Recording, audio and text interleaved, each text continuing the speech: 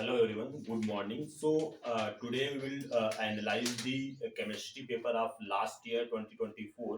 तो एक एक करके सारे हम चैप्टर से देखेंगे कि कितने क्वेश्चन कहाँ से आए और कैसे आपको स्ट्रेटजी रखनी चाहिए आगे के लिए। सबसे पहले बात करते हैं एटॉमिक स्ट्रक्चर से, जिसमें आपका एक क्वेश्चन आया था जो आपका फॉर्मूला होता है 1/λ = R z² 1/N1² - 1/N2²। ठीक है, इस पे बेस्ड क्वेश्चन था कि आपको बताना था कि लाइमन सीरीज के लिए थर्ड सेकंड जो लाइन होगी उसके लिए वेवलेंथ निकालना था in terms of Rydberg constant. ठीक है, तो ये फॉर्मूले पे आप न्यूमेरिकल आप एक्सपेक्ट कर सकते हो। Lyman series, Balmer series, Paschen series, bracket, Pfund, ये किस में आती है? किस आपका जो स्पेक्ट्रम होता है, मतलब कि जैसे लाइमन आपका है, बामर विजिबल में होती है, तो वो टाइप की चीज आपको पता होनी चाहिए। ठीक है, और किस मतलब n = 1 के लिए आपका लाइमन होती है, n = 2 के लिए बामर, इस टाइप का आई थिंक आपको पता होगा। इस पे बेस्ड क्वेश्चन आ सकता है। ठीक है, क्वांटम नंबर्स पे बेस्ड हमेशा हमेशा क्वेश्चन आता है। ठीक है, तो क्वांटम नंबर जो है, ठीक है, वो बहुत अच्छे तरीके से करें। ठीक है, क्वांटम नंबर्स सारे आपको मतलब तरीका पता होना चाहिए, और मैंने वीडियोस में डिस्कस भी किया है। ठीक है, तो इन पे बेस्ड कुछ शॉर्ट वीडियो भी बनाएंगे, अगर टाइम मुझे मिलता है तो मैं जरूर कोशिश करूंगा। अच्छा, अगली बात करें तो ये तो पिछले साल में ये दो टाइप के क्वेश्चन थे। इसके अलावा एटॉमिक स्ट्रक्चर में आपको बोर का एटॉमिक मॉडल, ठीक है, उस पे रिलेटेड फॉर्मूले, चाहे वो एनर्जी का हो, चाहे वो स्पीड का हो, या फिर आपका तीन ही फॉर्मूले हैं रेडियस का। ठीक है, तो वो आप याद कर लें अच्छे से। ठीक है, और उसके अलावा क्या कर सकते हो एटॉमिक स्ट्रक्चर में आप, ठीक है, आपको कॉन्फ़िगरेशन फिलअप करना आना चाहिए, आपको हुंस रूल बोलते हैं ना, वो आना चाहिए, हुंस लॉ। ठीक है, और ऑफ-बाउ तो पता ही है ना, तो हुंस हो गया। ठीक है, पॉलीज एक्सक्लूजन प्रिंसिपल क्या होता है, वो काफी इंपॉर्टेंट है। ठीक है, इलेक्ट्रॉन की कैसे फिलिंग की जाती है। ठीक है, N+L बहुत बहुत इंपॉर्टेंट है, बहुत बार ही मैंने देखा है इस टाइप का क्वेश्चन। N+L क्या बताता है? एनर्जी को बताता है। ठीक है, किसकी एनर्जी कम होगी, किसकी एनर्जी ज्यादा होगी, तो इस टाइप के क्वेश्चन आप जरूर से जरूर देख लें। नेक्स्ट मूव करते हैं केमिकल बॉन्डिंग पे। केमिकल बॉन्डिंग पे जो क्वेश्चन थे 2024 में, ठीक है, जो मेरे पास में पेपर अवेलेबल था उसके रिगार्डिंग बता रहा हूँ। फजान रूल, उसके अलावा आपका सेप वाला एक क्वेश्चन था, और उसके अलावा हाइड्रोजन बॉन्डिंग पे क्वेश्चन था। ठीक है, तो ये तो लास्ट ईयर क्वेश्चन थे। अच्छा, हाइब्रिडाइजेशन और सेप, ठीक है, ये आप जरूर अच्छे से कर लें, इस पे बेस्ट क्वेश्चन आएगा। फजान पे क्वेश्चन आ जाता है, तो फजान का मैंने अपनी वीडियो में बताया है, आप कहीं से भी तैयार कर ले, अपने नोट से रिवाइज कर लो। ठीक है, हाइड्रोजन बॉन्डिंग से क्वेश्चन आता रहता है, तो hydrogen bonding it is important topic. ठीक है, उसके अलावा केमिकल बॉन्डिंग में आप क्या तैयार कर सकते हो, मॉलिक्यूलर ऑर्बिटल थ्योरी। ठीक है, उस काफी ज्यादा इंपॉर्टेंट है, काफी ज्यादा इंपॉर्टेंट है। डाइपोल मोमेंट भी देख सकते हो अगर आपके पास में टाइम है तो। नेक्स्ट, पीरियोडिक प्रॉपर्टीज की बात करें, ठीक है, तो इसमें क्या है कि ट्रेंड्स पूछ सकते हैं। ठीक है, अब ये ट्रेंड आपको देखने पड़ेंगे, जैसे एटॉमिक रेडियस का ट्रेंड क्या है। ठीक है, और सबसे ज्यादा इंपॉर्टेंट है कि उसमें एक्सेप्शन कहाँ पे हैं जहां से क्वेश्चन बनते हैं। ठीक है, तो उसके लिए आप मैं फिलहाल तो जो कोशिश होगी मैं बनाऊंगा और अच्छे से अच्छा कंटेंट दूंगा। ठीक है, जो कि आपके लिए मोस्ट मोस्ट मोस्ट यूजफुल हो। लेकिन अगर आपको अभी कम टाइम में ज्यादा से ज्यादा रिवीजन करना है, तो उसके लिए आप इस चैनल को सर्च करें। ये PW के टीचर हैं जिन्होंने इनका वन शॉट देखें।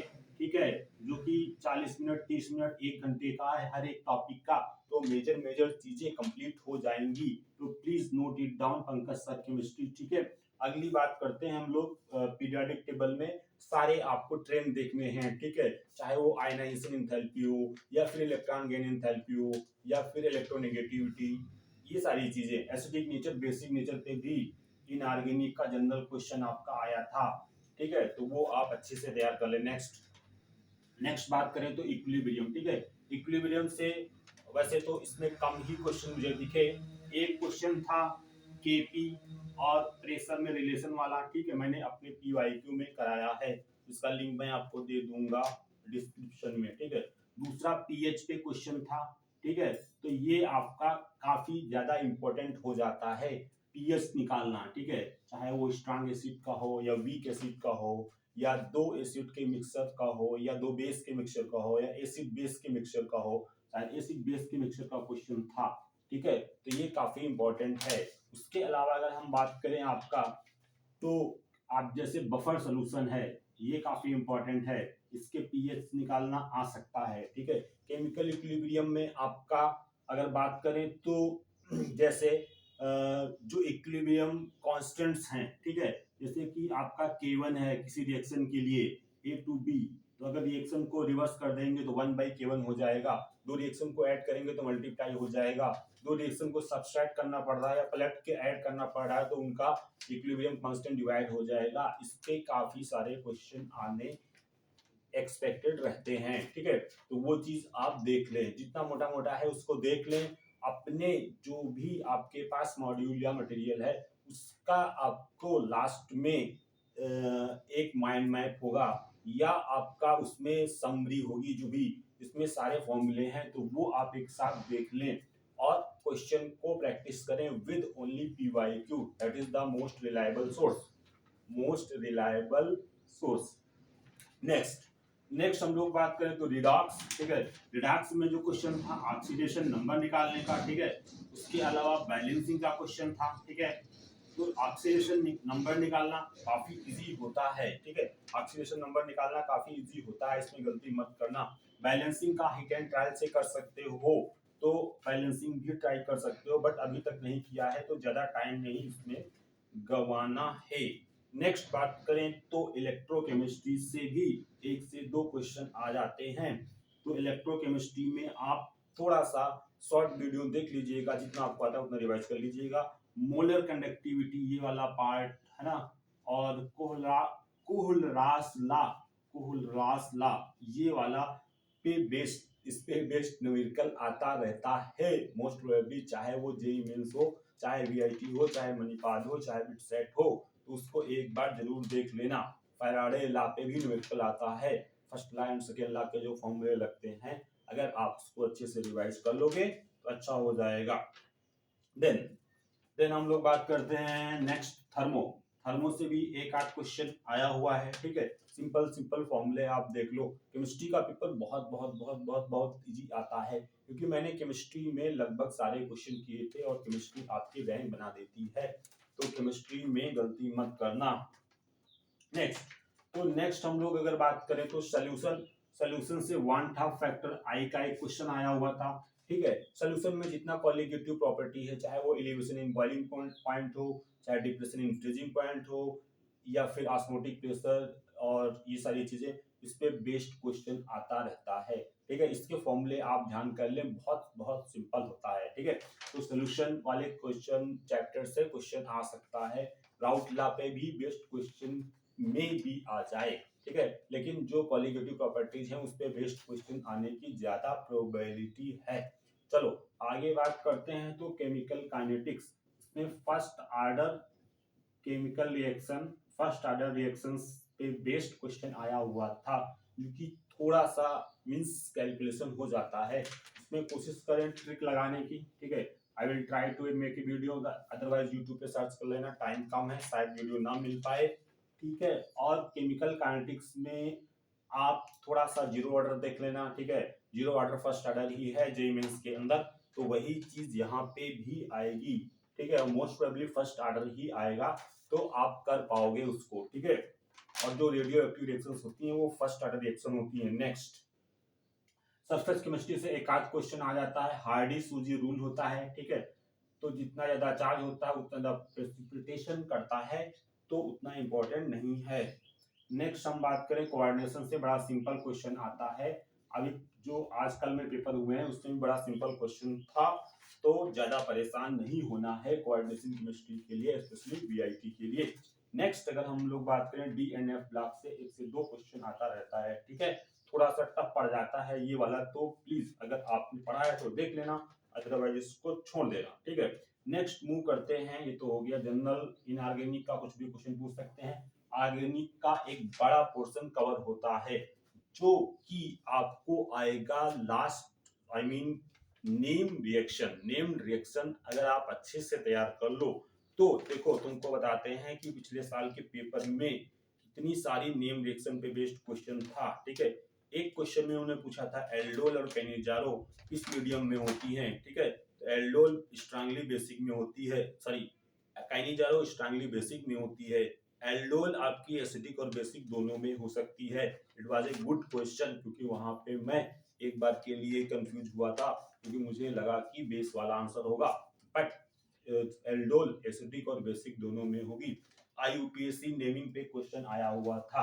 आईयूपीएससी नेमिंग पे आपका एक एरोमेटिक कंपाउंड और ये क्वेश्चन था, ठीक है। मैंने अपने पीवाईक्यू में कराया है, तो मेरे पीवाईक्यू को चेक कर लेना, ठीक है।